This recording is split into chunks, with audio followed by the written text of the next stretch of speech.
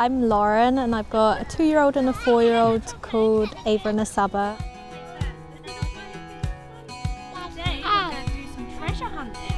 What do you think you could find in a park?